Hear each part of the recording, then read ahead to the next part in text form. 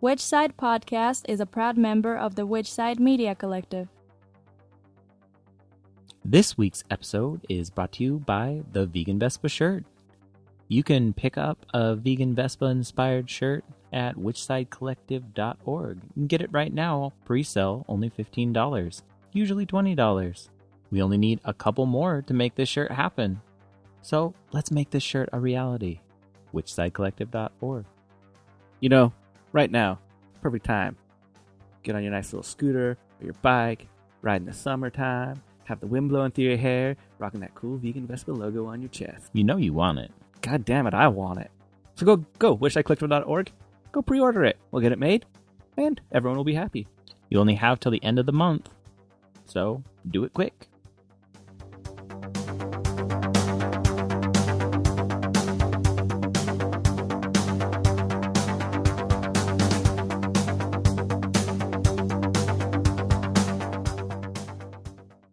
This is episode 174. Yeah, we talked to Callie and Nicole from Vegan Warrior Princess's Attack. If you haven't heard of Vegan Warrior Princess's Attack, you need to go fucking check it out. It's an amazing podcast. I love how they pull in so much intersectionality together. And, you know, if you like our format where we're kind of just hanging out with people, then you'll like theirs. You feel like you're hanging out with them when you're talking to them. Or when they're talking, you're not going to talk to them because you're going to listen. That's how the dynamic works. It's usually how a podcast works. Yeah. Hey, Jordan, what news and events do we have going on this week? Well, Eric King accepted a non-cooperating plea agreement for 10 years, so he could use a ton of love. Situations were really messed up and really ridiculous. We'll have links to his support page and his wish list. Write him a letter. Give him some love. Also, Kevin Olaf was sentenced and only has a few months remaining on his sentence now, so he could use some love as well. His support link and wish list are also in the link. Don't forget to support No New Animal Labs, as they are also facing legal troubles. Lots of legal problems. A lot of people could use love. Let's show them the love. Links are below. We don't have a listener shout out this week, but if you would like to be next week's listener shout out, then all we ask is that you go to whichsidepodcast.com, click on that little donate tab, and scroll down and find out how you can shout out something. You can record your own shout out, or we can shout out something for you. On top of that, you get some awesome swag. So hurry up and get it done. Shout out some things. I was going to say like swiggity swag. Then I realized that, no, I shouldn't do that. Yeah. No. Yeah, that's a no-go. But for the slingshot this week, on March 8th, 2006, the FBI called Food Not Bombs a terrorist organization. I didn't know feeding people was considered terrorism. Yeah, it's dangerous when you start being able to take care of yourself. I don't even know what to say. Fuck. It's so fucking ridiculous. It is so ridiculous. And they still are facing problems every day. All the time. Mm-hmm. All the time. So support your local Food Not Bombs chapter. And if you don't have one, guess what? Super easy to start. And way rewarding. Just do it. Super rewarding. Totally is. I sincerely hope you enjoy this episode. Which side are you on? Which side are you on? Which side are you on? Which side? Which side are you on? Which side are you on? Which side are you on? Which side are you on? Which side are you on?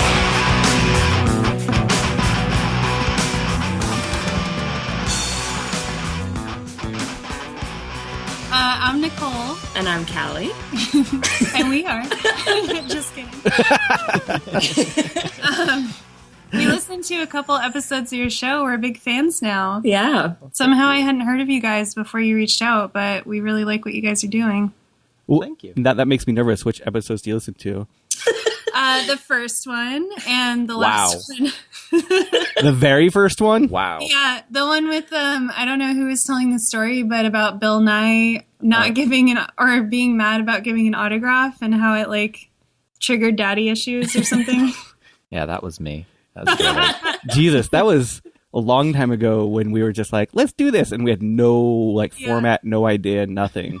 I know Nicole always likes to go back and listen to the very first one. People hate that I do that. But... Yeah, I usually recommend people not do that. Yeah, exactly. We I actually liked it though. I was like laughing out loud on the bus about the whole Bill Nye part was just to me. We've debated completely taking down the whole first year. Oh no. You can't. Yeah, and I actually listened to I really loved that you guys recorded the protest for your most recent episode. I thought that was awesome. And I listened to the hacktivist one, which was fascinating to me. It was not anything I'd ever thought of before, and I was like, wow, this is very interesting. That was a really interesting one to set up because we actually have no way of verifying who the person was. Yeah. So they could have just been full of shit the whole time and we would have no idea. Well, it felt very like, I don't know, like spy movie-ish because the person's voice was distorted and it was just, I was like, what am I listening to right now? Yeah. It's funny that you listen to those ones. Those are like our kind of unorthodox ones. Yeah. So how's your guys' day going? Really good, actually. Good. Yeah, it's been pretty good. We're just kind of getting started. We have a very big day ahead of us, so I'm glad we are able to do this first thing because we'll probably be shit later. We're meeting a fan later, and I'm like, the poor girl, we're both going to be just dead. Delirious. Because we have to record 2 episodes after we talk to you guys, so we're going to be like so talked out tonight. Yeah. And then go meet someone. Yeah. We've been there. Yeah, we've been there. Yeah. Yeah. Like, aren't we as witty in person? No, we're not. I remember the first time I met up with a fan in a different state, like I felt so awkward about the whole situation. I'm like, I never like realized people listen. Like, yeah, exactly. It's weird. It is a weird feeling. I don't think you ever really get used to it. I hope not. Yeah, because then you become an asshole, right? Yeah. Just some jaded vegan diva. I mean, I am a totally jaded vegan. Don't get me wrong, but not because of this. Right. So what are your 2 episodes? If you can let us drop them right now. I think one for sure is stupid vegan questions. So it's going to include just a bunch of dumb shit you get asked, like, is sperm vegan? We have like a whole list. Yeah. So we're just it's kind of like a funny kind of off the cuff episode. And then the other one, we're kind of still talking about it. We might do something about the vegan hierarchy, how people, judge someone for being a health vegan versus like an ethical vegan, and just kind of how labels play into that too. Ooh, I would love to get into that. All right. Well, yeah, maybe. Because I'll be honest, episode? Well, I'm just going to say, like, I totally judge health vegans. Like, I'll be honest about it. And maybe that's my own insecurity about not being a health vegan and, not giving a shit about eating so many, like, just empty calories and,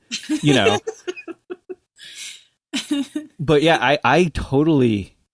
I don't know. It's not like a negative. I totally will embrace anyone being vegan for whatever reason that they are. But I always feel like if you're going to stick with it long term, the health aspect just isn't necessarily a strong enough motivator for most people. Yeah, and I do think we agree with that. But there's definitely, we see, especially out on Facebook or social media groups, that people just will tear apart a health vegan, and it's like, dude, chill, they're vegan. That's the most important thing. And they may become ethical if you don't, chase them out of the group by being horrible. But yeah, I definitely agree. I don't think I started off as a health vegan, and I don't know if I would have switched back necessarily, but I definitely wouldn't be like making media and trying to be a leader in the movement if I wasn't ethical, if that hadn't kicked in at some point. So it's definitely an important aspect. I would never like rip on somebody, especially like in an open forum, but it's that internal judgment, if that makes sense. Absolutely. Yeah. Well, that's how I feel about vegetarians. So. Oh no, I'll rip on vegetarians. Well, we kind of rip on them on our show. We're vegetarians. We're just like, no. I still today, when people are like, oh, I'm vegetarian, I'm like, oh, you're a hypocrite. I find myself being nicer now. I used to be like that, but yeah. We've definitely gone through phases. I feel like when we first started the show, like our first episode in general, we were basically like, I don't know, fuck anyone who isn't vegan. And then we kind of calmed down a little bit. And now I think we're back more to like, okay, so we're happy that you're making changes if you're vegetarian, but at the same time, it's like, come on. Right. Like, yeah. get with the program. At least be moving towards that. Yeah. I've We've had had a lot of people write to us and say that they were not vegan or vegetarian when they started listening, and now they've gone vegan because we're, you know, friendlier and more kind of like a safe space for that stuff. So it's just been interesting. It's like we want to be inclusive, but I feel like we're still pretty tough on things. Like we're still pretty honest about stuff. Like if you're eating animal products, you're eating animal products. Right. You know?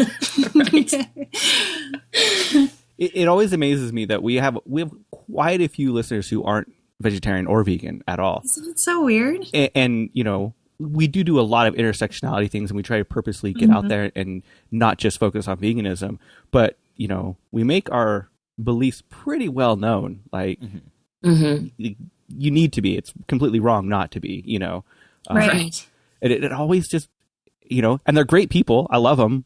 But shit, they need to change. Yeah. It's just so interesting. I don't know for myself if I could listen to something that I really don't agree with or am not doing myself.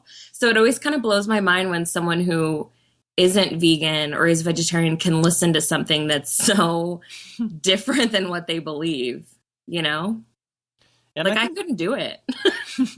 I know. I try to I'd be mad all the time. I know. Every time I try to listen to an opposing viewpoint, I'm like, ugh, like I'll get through one thing and then that's it. I can't. I think a lot of times people just like, they want to, but they're not in the current position to, whether it be just like a lifestyle or, you know, family or just even headspace to actually make that choice. Yeah. Because it's true. I kind of obsessively read vegan blogs for probably 6 months to a year before I actually switched. So really? Yeah, I do think for a lot of people, you're starting to come around to it, but you're right. You're not ready yet. But you're really into it. So you want to immerse yourself in it. And then one day you're finally like, okay, time to do it. But yeah, I remember that's how I found out about Jenna Hamshaw. I read her blog for almost a year before I went vegan. Wow. I just like obsessively read, like I went through all of her archives. It was funny. And then one day I was like, okay, I can do this now. That's funny. Yeah. I don't know if the internet would have helped me go vegan when I went vegan. They didn't, when I went vegan, there wasn't like the internet. Computers. So, yeah, no computers. Yeah, no computers.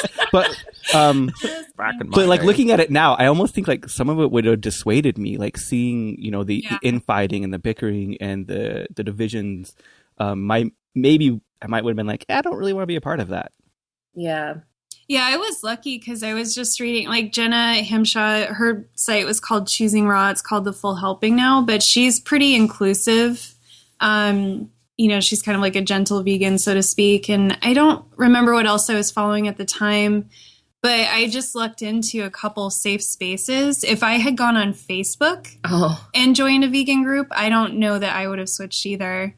And I think that with Callie and I, that's a huge purpose of our show. And now we have a couple Facebook groups that we run. And that's kind of the whole point for us, is to make sure that vegans that come to us or people who are curious are having a good experience right off the bat, so that they're not chased away before they make the switch. So how did you guys come up with the idea? Like who approached who? Like what was the actual origins of the show? So Callie and I met through a vegan meetup group that I was a co-organizer of here in San Diego, and we became friends, started hanging out a lot, and I don't have a car, so she ended up moving really close to me, so we would like drive to all the events together, and we would end up like talking in her car for hours after each event, just having like really deep discussions about whatever. And one day she came to me and she's like, hey, you know, we keep having these really cool conversations. I feel like other people would benefit from them. What do you think about doing a podcast? And I was like, I've always wanted to do a podcast, but I wanted to have a partner to do one with. You know, I think 2 people podcasts are more interesting than just one person talking by themselves.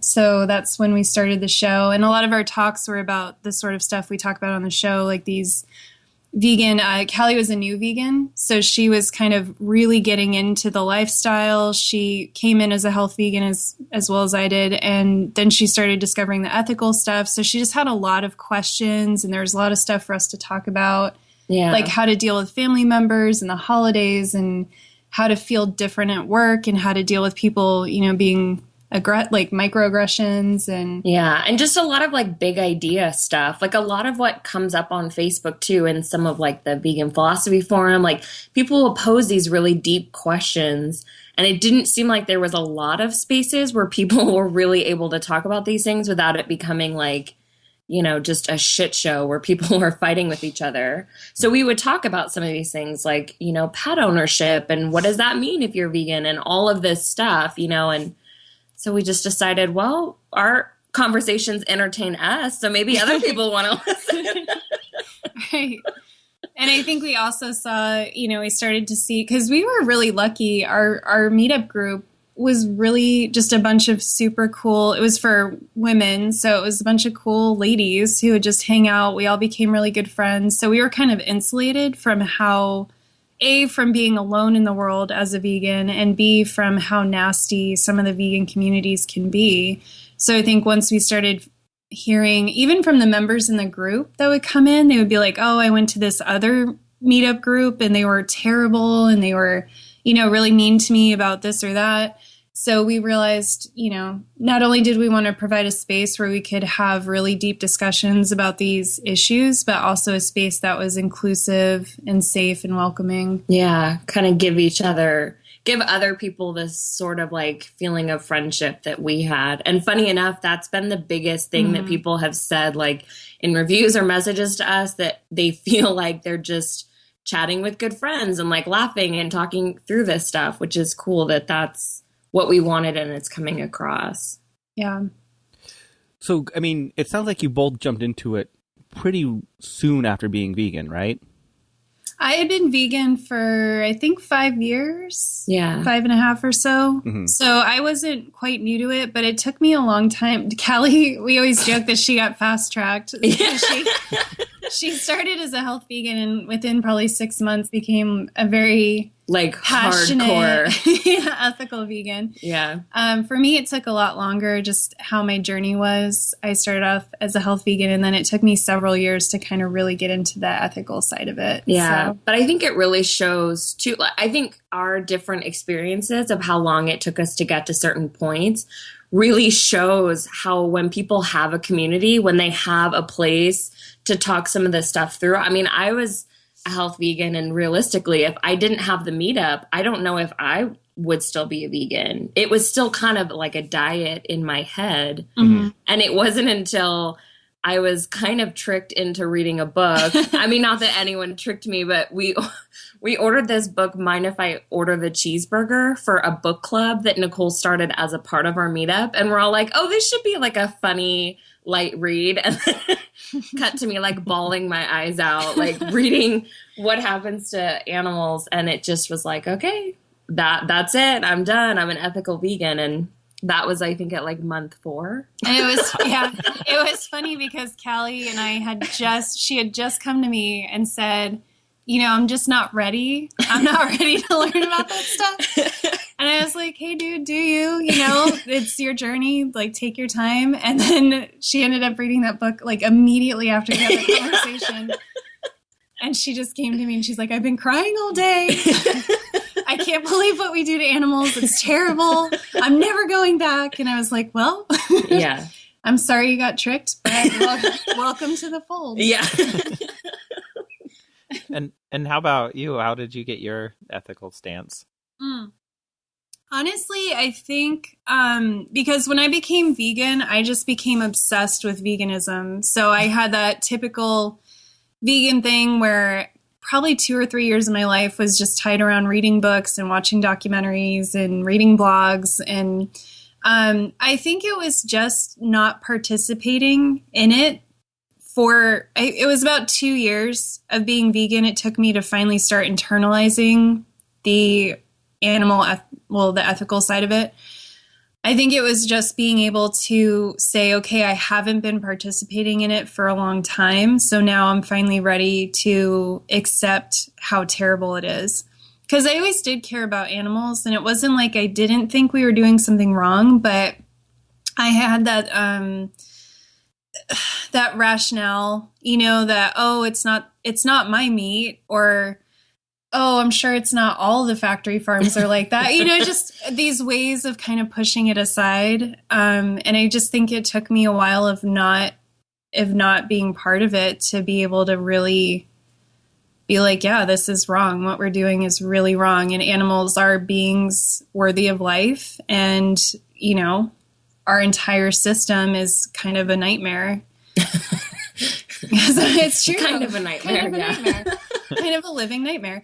Because I'm very sensitive, and I think it was just really hard for me to finally let that sink in. And it's been emotionally, I'm okay now, but I had a long time that it was really hard for me to like, I'd just be sitting somewhere and all of a sudden I would just think of all the animals that were being killed right then or being eaten, or I'd look around and just, it's like you're in the Matrix or something where everything just looks so fucking weird and bullshit. And you're like, where am I right now? How is this real life? And how am I the weird one? How am I the one who's crazy? Yeah. So I think it just took me a while to mentally and emotionally be ready for that. Mm-hmm. I think it's funny when you say, like, how am I the weird one? I always find myself sitting there being like, really, like, this is fucking acceptable? Like, why am I the only one here? Like, yeah. Even watching a commercial on Hulu last night, it was some commercial for Subway, and they were, they're just showing like these tender pieces of chicken being pulled apart, and I'm just like, this is like like you're showing murder on TV. So people salivate. It's just so weird to me. The deeper I get into it, the whole world just looks like it's a episode of the Twilight Zone, Yeah. It really is hard to like reflect from an outside position when you really think about those things. Yeah. I usually feel like in a lot of situations I can put myself in the opposing viewpoint and kind of understand where they're coming from, but so much more and more I can't even fathom the viewpoints anymore. Yeah, it's really hard. And when you're like going about your day-to-day life and you're just seeing people eat things and act certain ways, you're like, oh my God, like, wake up, like it really is just crazy. Mm-hmm. I completely agree. And then add, being atheist and feminist and all of that stuff on top of it. And you spend a lot of time being really angry. Or really confused or really drunk or whatever it needs to be. Yeah. It's so easy to like forget though, like how much normal, like people don't think these things through. Like they just aren't exposed to certain things. Yeah. Like I have actually a really stupid example of something that happened this week at work. Ooh, do tell. Not about veganism, but about atheism actually. Mm-hmm. Because we had someone apply for membership at my job who in their driver's license photo was wearing a pasta colander on his head. Nice. Church of the Flying Spaghetti Monster. Yes. And our fraud guy is like this ex-cop. He's like this older, like burly guy. And he like freaked out and called the DMV and it was like, what is this? Is this a fake ID? Like, what's going on? And then once he found out that this was like a legitimate thing, he emailed the entire company this guy's driver's license photo and was like, FYI, this is a real thing. Like, if you see people with these type of IDs, like, I mean, it's fine that he was able to, but it was just the fact that he was so shocked. And then all day all I heard from everybody was shock. Like, what is this thing? What is this flying spaghetti monster? Why would anybody do that? How stupid. And I'm sitting there as like this like undercover atheist being like, oh my God, you guys don't know any of this stuff. But like, what if they said that about like someone in a turban? Like, that's so so odd to even like be criticizing somebody's. Yeah, like send their picture around and be like, apparently this is a thing. Yeah. Watch out. Well, and that's my point. In my head, I'm thinking like, yeah, it's to mock all of the religious craziness out there. And they're all just like, ha ha, how dumb. And I'm like, oh my God, you guys, I can't. You need to get out in the real world some more if none of you have even heard of this. So you refer to yourself as an undercover atheist. Do you hide that side of you at work? I do. I mean, if someone were to ask me, I wouldn't lie, but and I talk about it on the show. So if anyone listens, they would know, but I sit next to this older lady who's like her whole life has been in the church and she's super religious. So it's just not something I try to put out in conversation, and it's bad enough that I'm a vegan. Like their brains cannot handle me. Like they just don't know what to do with me there. And I get into a lot of conflict with people because they just don't understand why I can't like just get in my little box and keep my mouth shut. So atheism is just, it would just be too far. One step too far. Yeah. So it's just something I definitely downplay. I think I'm pretty out about it, but yeah, I don't necessarily run around announcing it either. Yeah. Because there's a lot of pretty hardcore Christians in my work. So, yeah. But I don't, yeah, I'm like, it's part of me, so I'll say it. Right. If it comes up in conversation, but. I mean, this woman's desk is like covered in angel figurines, if that like paints the picture for you. So the angel people. I don't know if you're too familiar with how the layout of Salt Lake City is. But, very religious, very cultural here. But the city is pretty liberal if you go into the city. I work way out in the suburbs where it's like it was when they first settled here. And they still, talk about polygamy, and they still talk about it's way fucking religious. But I don't even know how to begin telling you how religious it actually is. But about 2 years ago, I decided that in my professional life, I'm just going to be out about being a vegan, atheist, anarchist. Like, I don't care.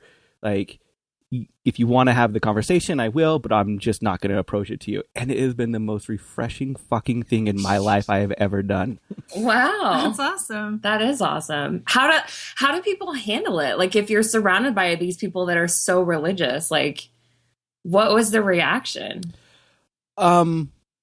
There's a lot of, oh, it's okay, you're just going to hell kind of things, but in a playful manner. Oh, just that. Yeah. And it's always just like, well, if hell existed, maybe, but it doesn't, so whatever. There's a lot of that. Like, it does create a little bit of banter, but I'm never like in your face about it, like at all. They just know never to talk about any like religious politics around me because I will put them in their place. One person asked me like, "Oh, well, why did you leave the Mormon church?" I'm like, because I can't follow someone who fucked a 14-year-old. I just can't. And they're like, I mean, that's fair enough. That's very, very fair. I was just thinking about, we were in an office meeting and everyone was making fun of the Starbucks red cup thing. Yeah. Oh. Yeah. And I guess I said something like, yeah, you could just like write Hail Satan on it, or I don't know what I said. I said something and it just shut everyone up. And I'm like, fuck, I forget. We can make fun of things, but we can only take it to a certain level. My bad. Yeah. Yeah. I get a lot of weird. I work at a independent broker dealer, so we have a bunch of financial advisors who run their own offices, and a lot of them have gotten clearance to have Christian stuff on their emails and in their marketing and branding. Yeah. What?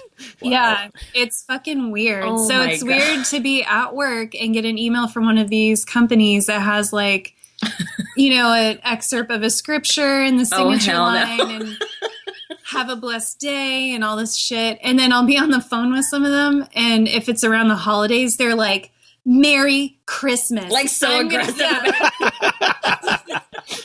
I'm going to say it because it is Christmas. And I'm just like inside, I'm just like, I hate you. Yeah. Like, happy Kwanzaa, bitch. And like, hang up. Like, what? One of the things I found out, especially like in where I work, is that it's made more people feel comfortable. Like a lot of people will approach you and be like, I'm not alone. I'm so glad that I'm not alone in this extremely, conservative environment. But like even this last week, I was approached by our HR department to head a committee for getting like trans inclusiveness in our workplace, for like including it, like, gender reassignment surgeries in our insurance packages, and pushing for like gender neutral bathrooms and things like that. So like being open just feels like so, I don't know, like fuck the haters, I guess. Yeah, absolutely. Yeah. And I've tried to do that definitely with trans issues and, just the other areas of inclusiveness in my life. I've tried to be pretty vocal at work about those things. And I've been surprised at how many other people actually are aware of these things and also want to make sure that our workspace is safe and friendly. So that has been really nice. Mm-hmm. And I think people who aren't are at least aware enough to know that they shouldn't say anything. So they kind of go along with it too. Yeah. Yeah, I have to say, like, being at least a little bit more not silent about certain things at least has kept some people from being like at bay, as open with me, Yeah. Like, I remember there was one day I was really late to work because there was a Black Lives Matter protest on the 5 freeway. They actually had this chain of people that ran across the freeway with like signs and basically just stopped traffic for a couple of minutes. Yeah. And I got to work, and of course it was like this huge controversy. Like, everyone was talking about it. And I was finally like, you guys, like, they have the right to protest, like, no matter what you believe. Mm-hmm. Don't you care that that's a right that we have? And people were like, oh, okay. So she's not someone we can, like, be as openly hateful around. That just reminds me, I can't even count how many times I've had the all lives matter argument at work. Like, no, you don't understand. That's just an inherently violent statement in of itself. We're both just like, ugh. That is horror. I just cannot believe. I had 2 arguments with people, like legitimate arguments with people in my life about racism. And I was like, what the fuck? Like, why am I still having to talk to you people about this? Yeah. But it's crazy how many people are out there that like have all these really icky beliefs. Yeah. I love the fact that they're being challenged now, though. Like, these are like feelings that have been like kind of, just below the surface in a lot of people. And now they're, for some reason, feel comfortable like bringing it out. But I'm super glad that, they're being challenged all the time. I definitely think that's it. I think just the culture is forcing these people to kind of like come to light with this shit. And hopefully having these conversations will start changing minds. But man, it's just kind of unbelievable. Well, I do think it's good that this stuff is coming up and being talked about, because I also think that a lot of these people who have these bigoted or ignorant beliefs assume that everyone else does too. Mm-hmm. And I think now with everything happening and so many things being in the news that are, items of conversation, that maybe they're starting to realize like, oh, I'm not as much a majority opinion as I thought I was. Because, I mean, at the end of the day, most people just want to fit in and, not rock the boat. So I think if they realize that their beliefs that they thought were so commonplace aren't, it gives them something to think about, and that pressure to change a little bit. Yeah. Yeah, I'm watching my really conservative mom change a lot of her stands. She just, yesterday I heard say, I don't think I can align myself with the Republican Party anymore. Wow.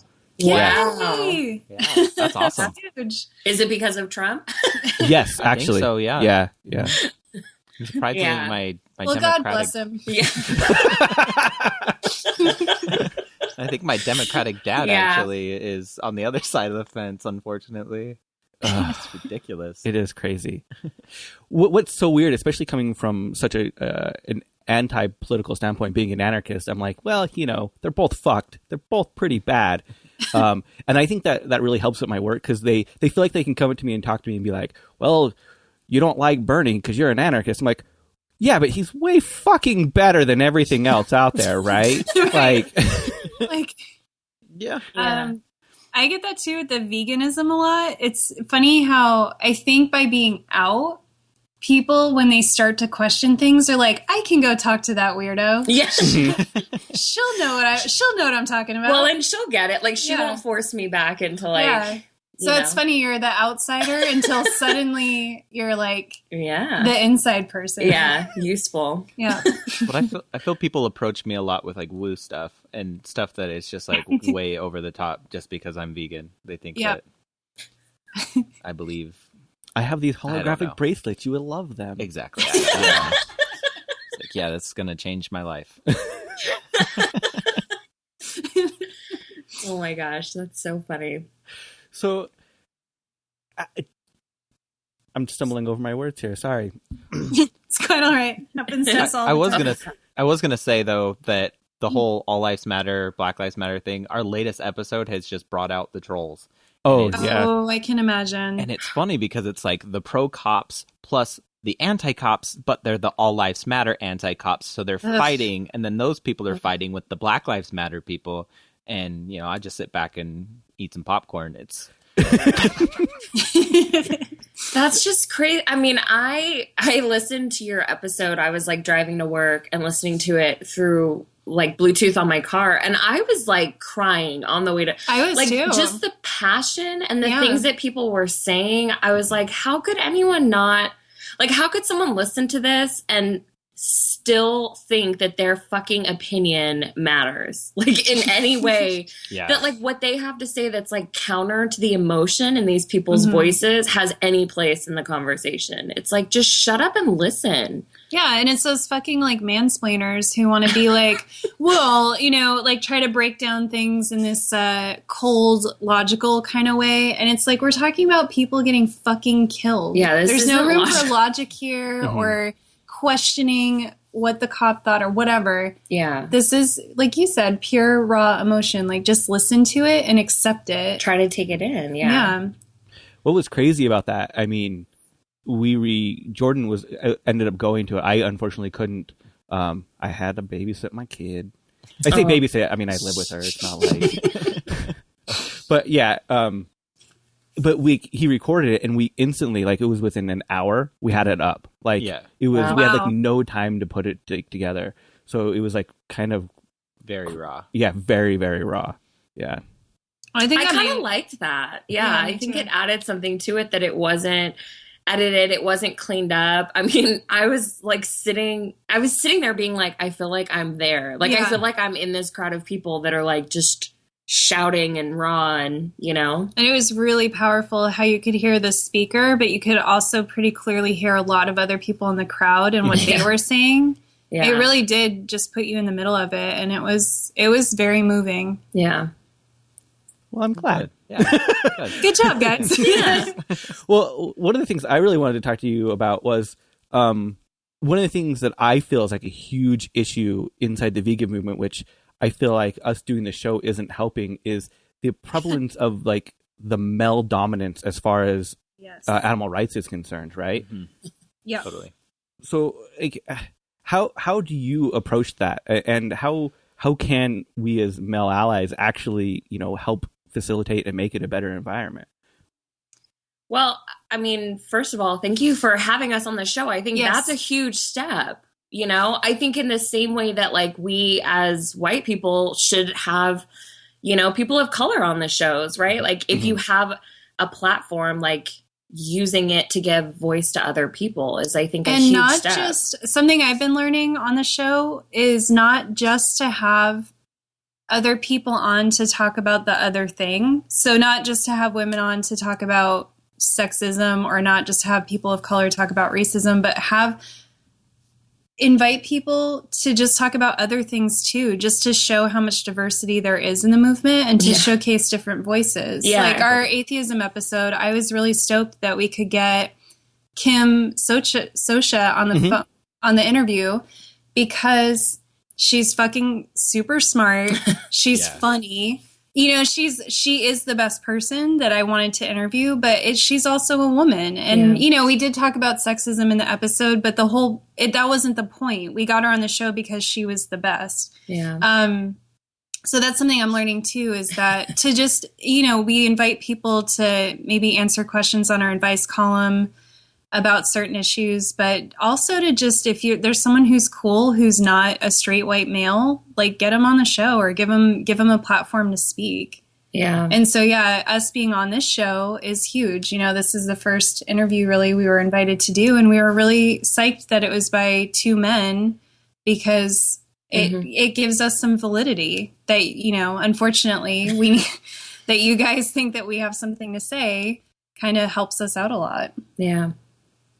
And then I think we also shut people down pretty quickly on the, you know, when we do our episodes, we're very confident. Like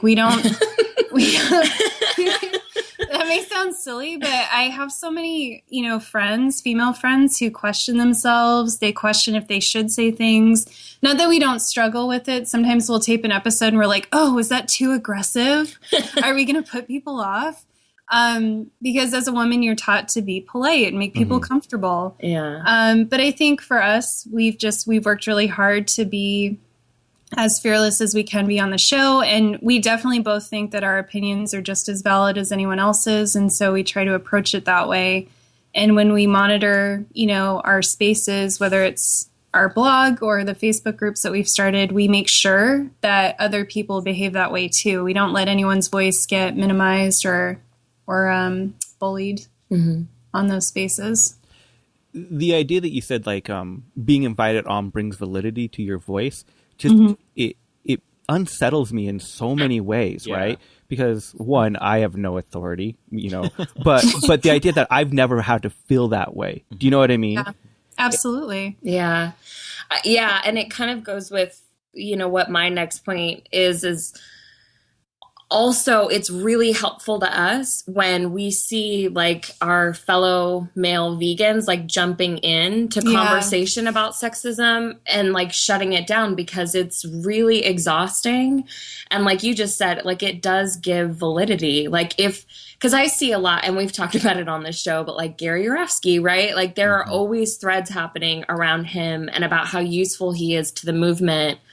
And when like a woman comes on and says like, hey, I know that he may have made a lot of people vegan, but he also has made a lot of really bad comments about like rape and women or whatever. And he's not someone we should support. And then you see other people come on and be like, well, I don't care because he helps animals. Yeah. It's like sometimes jumping into those conversations, or if you see someone being sexist, like to say, hey, look, dude, like, hey, knock it off, you know, bro. Because for whatever reason, your voices sometimes get heard better than ours in spaces like that, because we're being emotional and we're playing the victim, and really it's not that. We're trying to have an intelligent conversation, but they feel like, I guess, because we have skin in the game, because we're women, that we're not being as logical. Right. You know? Well, we do have smaller brains that don't handle logic very well. It's true. Yeah. I mean, it's science. Yeah. It is science. No, but it's a great point. And I was just telling this story or example on Facebook the other day, but I was at a work happy hour, like a going away happy hour for someone, and somehow, of course, got into a conversation about rape culture. Over happy hour. Just a light conversation. I'm really hardcore. What can I say? And it was with this guy that was, everyone at work thought he was the sweetest guy ever. So of course, he ends up being, you know, having these really problematic ideas. And he was saying stuff to me like, we can't let you walk home by yourself, because if something happened to you, it would be your fault. Like, you know that it's dangerous to walk home alone, so you shouldn't do it. And I was like, oh my God, I am going to rip you to shreds. And it took, and I kept really calm, and I was being really logical, and trying to get my point across to him about rape culture, and how him thinking that it would be my fault even if he's like, it shouldn't happen to you, but it is still, you know, your responsibility to not put yourself in danger. I was like, but that promotes rape culture. That lets people get away with things. Yeah. That whole thinking is problematic. And he just wasn't hearing me. And then another guy who had been standing there while we were having this conversation finally came in and he was like, dude, look, like, if we don't help break this problem, then he basically resaid everything I had just said. But the other guy could hear him. Yeah. Mm-hmm. And as much as that pisses me off, like, we need that. And I'm always a realist at heart, you know, and the bottom line is, like, we need men to step in and talk to other men about this stuff. And if they see something problematic, they need to step in and explain why it's problematic. That's just the truth of it. And I know for Callie and I, we just did an episode about racism that was two white people talking to other white people because we wanted to do that for the Black community, or really for all people of color for that episode. But we wanted to be two people who are like, hey, we'll take this. We'll talk to our people about why they're being idiots. You guys can take a break and you can go talk, you know? Yeah, because it's just exhausting when you're like constantly having to do it. Well, and it's so personal too. Yeah. Because it's like you're basically telling me that violence can come to me and it will in some way be my fault. It's hard to not... How do you not get emotional, you know, after hearing that, especially from someone who you thought was this great, wonderful person? Mm-hmm. Yeah, I think it's important to recognize that we have to let the women lead, you know, because we don't want to. You can't rush in and be like, you know, the white savior idea or the male savior idea. Like, don't worry, woman, I'll take care of you. I'll fix this conversation. You know what I mean? Absolutely. Yeah. Yeah, and that is, I'm so glad you brought that up, but that's a really fine line too. I think it's hard to, because it's been interesting. We've had some guys come on to like our threads or our pages and talk to us in a way that's like, okay, like, why are you addressing it? Like, you're trying to come in and be like, don't worry, girls, like, I'll help you. I'll point out where you went wrong and help you like fix things. And it's like, what? Yeah, we have a lot of male fans of the show who don't really act like they're fans of the show. Like, they don't like anything we say or do, but they love the show. It's very bizarre and it's very frustrating. And I've popped off on one or two for being like, one of them came on and wanted us to say why we had a problem with Gary Yourofsky, because he made some really good points. And I just like went off. I read this fucking like ragey novel. And I was like, don't come on to female run spaces and ask us to, you know, validate why we have a problem with someone who promotes rape. Like, don't. Like, do your fucking research and get out of here. I think before we even heard anything about him, this was a while ago. This was years ago. We tried to get him on, and he rejected us because he was what was it? I don't remember. Something about like all media has been portraying him in a bad manner. Oh, this was before he went to Israel, or right around the time he went to Israel. So what, that 3 years ago? Yeah, something like that. Yeah. wow. Oh, so it's the media's fault that he looks bad. Yeah. Not his comments about violently raping anybody who wears fur. That's interesting. One of the things that really drives me insane about like the arguments of, you know, well, he's helping animals. Those are the same people that will sit down and say, you know, why can't these other social justice movements get on board with veganism, you know, and not understand the true intersectionality of like, we have to be completely encompassing of, you know, and being accepting of the other movements completely. You know what I mean? Yes, absolutely. Yes, totally. Yeah, they don't understand, like, why is no one standing with us? And it's like, well, maybe because you're, you know, still being sexist, racist, homophobic, and an all-around asshole. So no one's going to stand with you when you're standing against them. Right? Yeah. Like, I saw a sign at a protest the other day. It said, prisoners belong behind bars and not animals. And as a prison abolitionist, that's offensive to me. Like, I think that intersectionality is, like, so important for so many different things. And I'm glad you brought that up, because we just had an episode where we talked about the whole Pamela Anderson in Louisiana. Jeez. Yeah. Yeah, so okay, we were I'm out of the loop on this one. I'm sorry. Oh, okay. You know the pink underwear prisoner guy No. in Arizona, right? Oh, the sheriff that got charged with all of the crimes for violating people's like civil rights, right? Yeah, it was with him, right? No, this was actually another thing. Yeah, Oh, it's a different one? This is actually, so PETA has gone to the I think it's governor. Louisiana. I think it is. I'm trying to remember. Anyway, gone to the governor and said like, hey, we want you to offer only vegan food at prisons because it's like cheaper and it's obviously good for animals and all that stuff. And Pamela Anderson has gotten involved in saying if the prisons do force all the prisoners to eat only vegan food, she'll like go in and cook them lunch or something, like the prisoners. And we talked about this news item on our most recent episode and basically said like, you know, we're all for veganism, obviously, but like we don't know if we should start targeting prison populations as forcing them to eat vegan food. Like it just felt kind of icky that we're going to take this group that has no power, no control, and you're going to force them to be vegan. So anyway, someone came on and commented that they were a victim of assault and feels very strongly that like prisoners don't have, like, why are we advocating basically any kind treatment of prisoners at all? Yeah, she said she was disgusted that we were more concerned with the welfare of the prisoners than the animals and that she doesn't know if she can listen to the show anymore.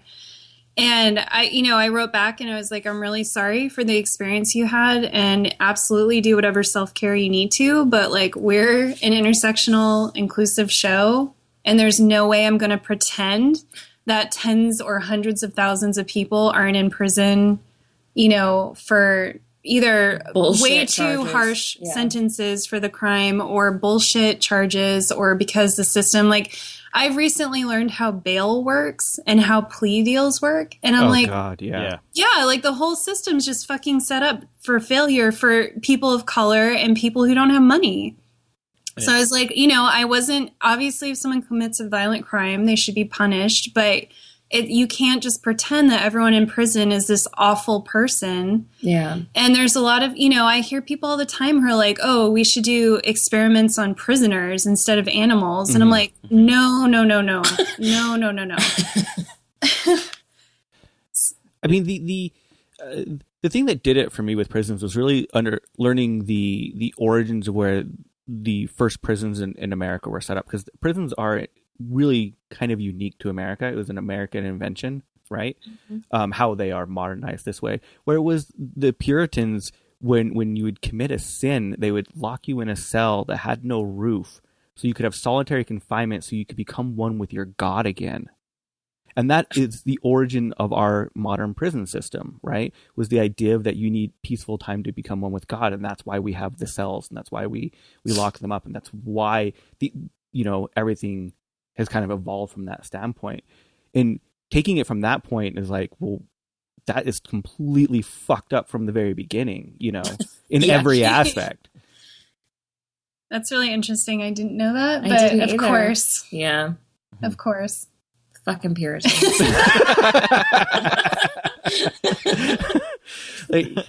Yeah, that's why, like, I hate the idea that people, like, always use the idea of, like, oh, well, people came to America to get away from religious persecution. I'm like, yeah, so they could persecute people themselves. Like, it's... Right. Yeah, exactly. Yeah, they wanted their own brand of persecution. Yeah.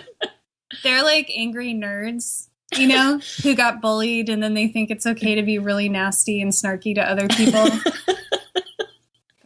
What's really interesting about the whole PETA thing, and I've said this before on the show, is like I really do have a complete love-hate relationship with PETA, because PETA in the olden days, I guess I could say, 80s, the 70s. 80s and the early 90s, right? They were a crazy, hardcore animal rights organization, right? They ran an ALF press office, for fuck's sakes, Mm-hmm. And I wouldn't be an activist today if it wasn't for them helping me when I was 15 years old, 16 years old, organizing my first protests and giving me my first banners. And seeing how it's changed, it just disgusts me. Mm-hmm. Yeah. Yeah, we've definitely spent some episodes talking about PETA on our show. and just how they're just a wreck. I mean, I just don't understand how any of their methods, I don't think they're meant to be successful. I just think they're supposed to be attention grabbing and they're supposed to like get media. And I don't understand the point of organizations who only focus on getting attention. And it's like, okay, but what are you going to do now? Like, you have it. What are you going to do? Mm-hmm. I feel like their entire model has turned into fundraising, right? They need the attention to get fundraising, and they do just stunts, but there's no actual like realness behind their message. There's no like real, I don't want to say that there's no real intent behind the people who work there, because I'm sure the individual people that work there think that they're doing the best that they can for the animals, right? Mm-hmm. Yeah. They're just wrong. And in talking to some people even like higher up in PETA, I've flat out asked them these things, and they say, well, no media is bad media and everything can be flipped. You can always flip the message to veganism. Yeah. And that's their entire mindset. It doesn't matter what you do to get that media as long as you can promote veganism from it. Yeah. Well, I know, like, Ingrid Newkirk has gone on record being like, yeah, we use sexist tactics. So what? You know? Like, I don't care. I will use anything I need to bring attention to animals. So when you have someone leading it that has that mentality, I feel like all bets are off. They're just like this out of control monster. And it sucks because they have so many resources.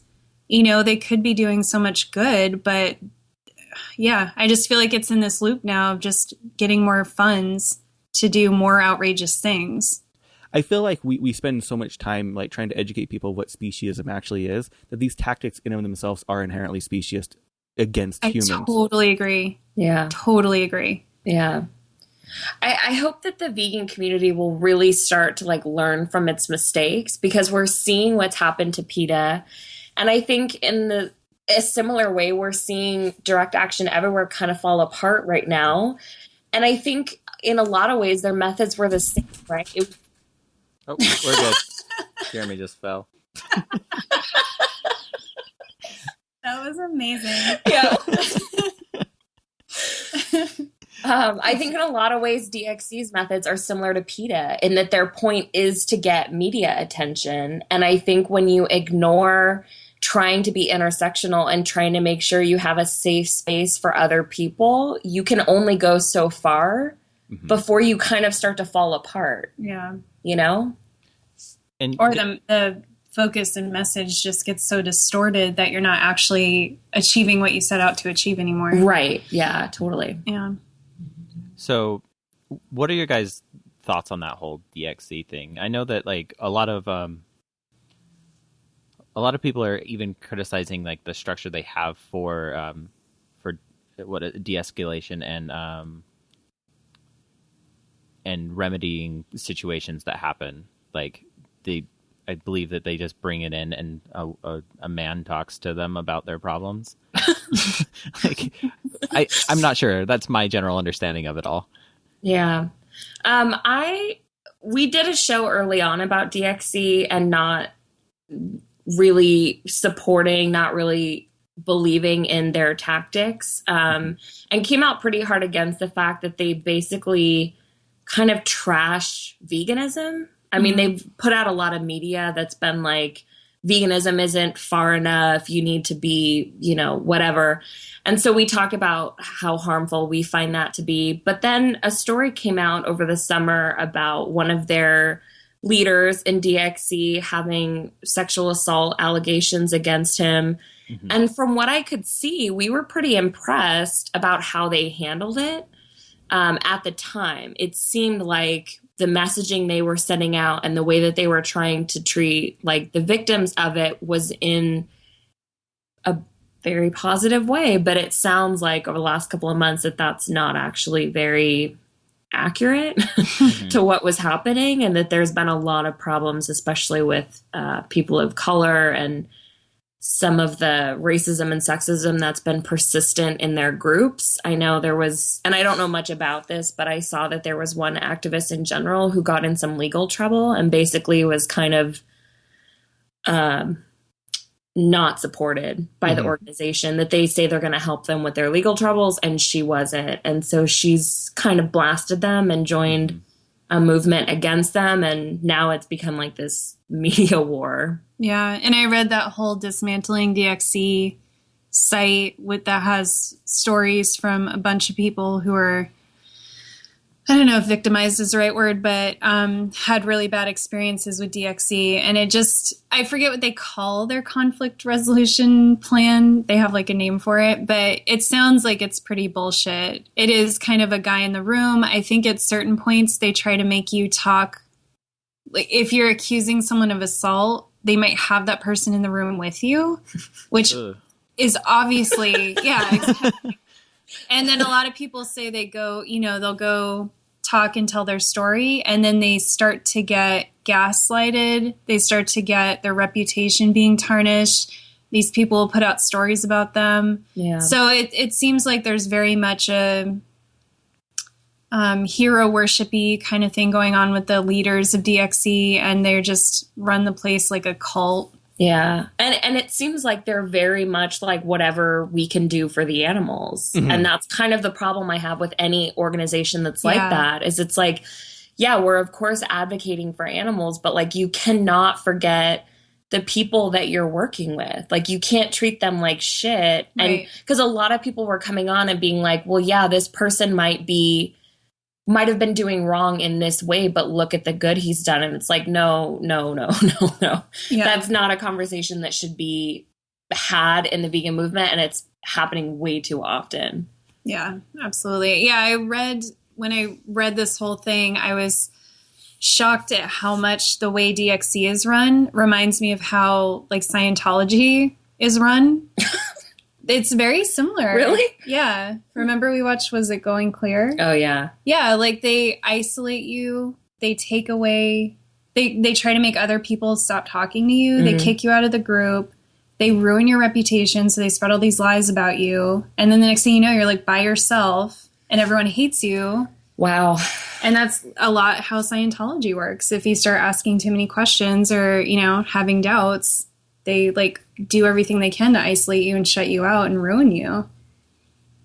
We should not have fucking animal rights movements that work like a crazy crackpot religion. Yeah. Yeah. I mean, I don't know what else to say to that. But yep. Yep. What do you guys think about DXC? Okay. I liked them at first for the idea that it was getting new people out into the streets in a grassroots way.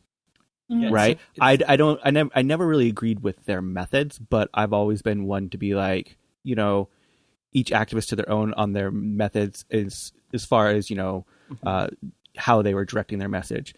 But we interviewed Priya, and the entire interview didn't sit right with me. We talked about, one of the things we talked about was the idea of security culture and like how what they're doing is technically breaking the law, but they're not actually educating the people on the consequences, how to prepare for that, what to do in case of things happen, how to deal with law enforcement in general, how to deal with like all these, generalized questions that most activists go through. Yeah. They weren't approaching it at all. And that really just threw up huge red flags to me that they don't fucking care about the individual activists at all. Yeah. Like, and it didn't sit right with me that they said that, this is the beginning of the animal rights movement. Oh, and yeah. The animal rights movement has a huge history dating back to even if we're not going to go like back to Pythagorean stuff, like just even like in the 1800s with, RSPCA. And so, I don't know. A huge rich movement. Like this isn't just like, just because you learned about it and you're 20, it doesn't mean it hasn't existed since well before you were born, right? Yeah, that's kind of a ridiculous. I mean, I can't believe that someone would say that this is really the start of the movement. It's like, I think social justice movements are the new cults. Oh. I mean, not all of them. Coming out strong. Yeah, I was like, that's pretty bold. It's like a new forum for megalomaniacs to find, what I'm saying? Sure. I'm not like saying that the movements themselves. Right. But I'm saying they seem to be this breeding ground now for the Gary Yourofskys and I forget the Priya and whoever else leads DXE, forget his name. Wayne. Wayne, yeah. Something. Yeah, it just seems, it makes me very uncomfortable. Yeah. So we do our part, as best we can to speak out against that stuff. And just to educate, I think that's the biggest thing we want to do is educate the listeners of what these organizations are really doing so they can at least make an educated opinion and whether or not they want to work with them or support them or think that they're awesome. Because I know, especially for PETA, I think people know PETA is pretty awful now, but there are a lot of people who become newly vegan and they just think, oh, this is, they don't know anything about PETA. They're like, oh, they're great. Yeah. So I think it's really important just to be open about this stuff. I kind of have a feeling that a lot of this stems from when the national organizations made a distinct choice to start focusing on the dietary aspect of veganism and started swaying away from vivisection and fur and then entertainment issues. And that would have been, the early 2000s? Yeah. Late 90s. And I really think that focus has really, really changed because then they're like, now we're doing it strict by the numbers. Everything is by the numbers, right? Like there's more animals in food, so that's what we're going to focus on. Yeah. And I, for some reason, that change of focus has never resonated well with myself. Yeah, I could see that. I mean, I came into it from the food side, and I think in one way it's more approachable. But if now as an ethical vegan, I do care about what I eat. Like I still try to be really healthy, but I don't even want to fucking talk about it anymore. Like people now, at work, people are always wanting to talk to me about healthy foods, healthy recipes. And I'm like, I just don't even care anymore. There's so many more important things to talk about. Yeah. And I think there's a lot of vegans out there who don't really know anything about vegan issues beyond food. Right. Like they don't really know much about animal testing or leather. I mean, a lot of people think leather is like a byproduct and it's like, no, there's a whole huge... I thought that for the longest time. Yeah, exactly. It's because we're so focused on the meal because that's what these organizations promote, right? Yeah, absolutely. That we've really kind of forsaken as a group. We've not been fighting as hard about all these other issues that are just as important. So what individual issue are each of you kind of most passionate about in far as animal rights is concerned? It's a good question. Yeah, it is a good question. I don't know if I can focus on just one. Yeah. I mean, really just the idea that animals' lives are expendable is my biggest problem. I wasn't even sure about vivisection. Like I knew it seemed bad, but I didn't know. I don't think people know about those things. Yeah. As so many people are like, oh, well, if it saves human lives or whatever. And then I read, I'm like the last person on earth to read it, but I read Animal Liberation. Was it a year ago, 2 years ago? And that, it has that whole great chapter on vivisection and animal experimentation. I was like, this is all, it just made it hit harder home for me that animals' lives aren't less important than ours. And I know that that's you can't say that to people. Like that's the one thing as a vegan that I don't say to many people. But I really believe it. I don't think that it's worth killing animals to feed us or to make cures for us or to clothe us. So that for me is kind of my biggest thing. Yeah. I think for me, it's been kind of a toss-up. The environmental stuff has been really huge because I feel like it's so pressing. Just any ways in which we're using animals right now. I think fishing it's so central in my mind all the time. And I know, again, that's like a food thing, but it's so I look at people and everyone's like, well, I'm a vegetarian, but I eat fish every once in a while. And it's like, oh my God, fish is like the worst. Like it's so bad, But I think between that and my focus of really just trying to support other people, being vegan has kind of been my main focus over the last year.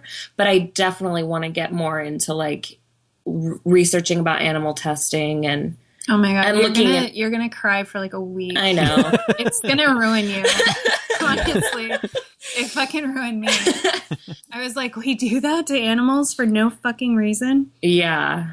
Yeah, that's awful. But yeah, and I agree with Callie. I think for both of us, building community is our burning passion. It's what we're like 24/7 thinking about, because everything I've researched and read says that people, either don't go vegan or stop being vegan because of a lack of support and community and the feeling of belonging. Yeah. So for us, it's just we're trying to build something that people can come to, and that will help them, if they come in as a health vegan, fine. It'll help them get the ethical side in there and just help them stay vegan. Yeah, and just show people like how to be vegan in real life. Like people don't, it feels like, because you're so overwhelmed by all the craziness happening around you, that I think a lot of people start to kind of withdraw.